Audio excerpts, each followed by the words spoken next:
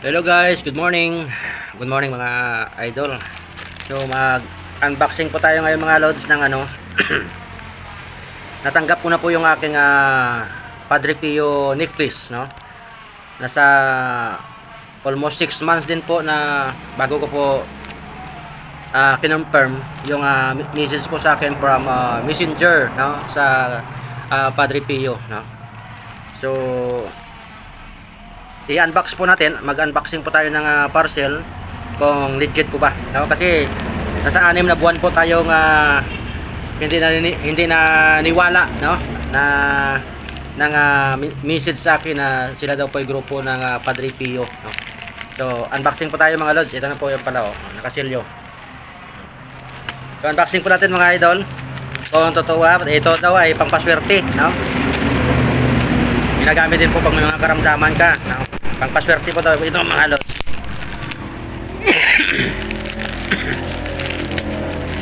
Unboxing pa natin mga idol.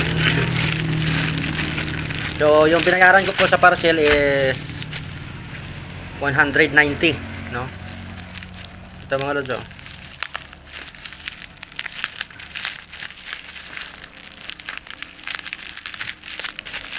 Unboxing natin mga lods. Pag suot mo daw ito mga idol, magdudulot po daw po ng swerte. Tingnan natin kung anong swerte dudulot sa atin, no? Yan. Hindi po ito siya gold, pero ano siya? Yan mga idol, oh. Yan. So ganito yung pinakita sa atin sana.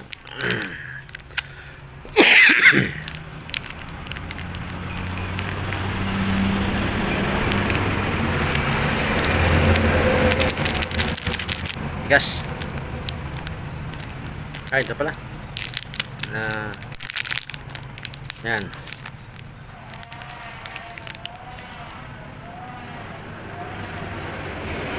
Gold plated lang po siya mga lods, pero sabi hindi daw po ito kumukupas, ano? Yan. Oh. Ito po mga lods, tatanggap ko na yan, oh. So Padre Pio Pray for Us yung nakalagay po dito sa harap. Yan. Dito po sa likod, Generalis o FM Cap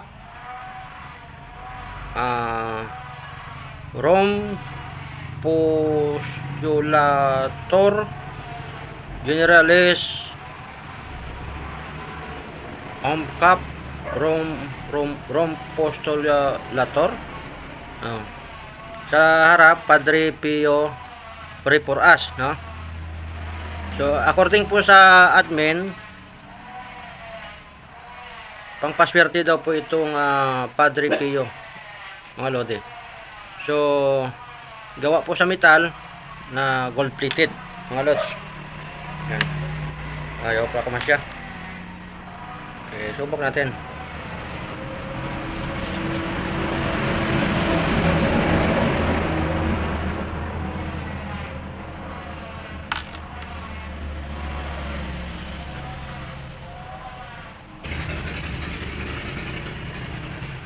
Yun.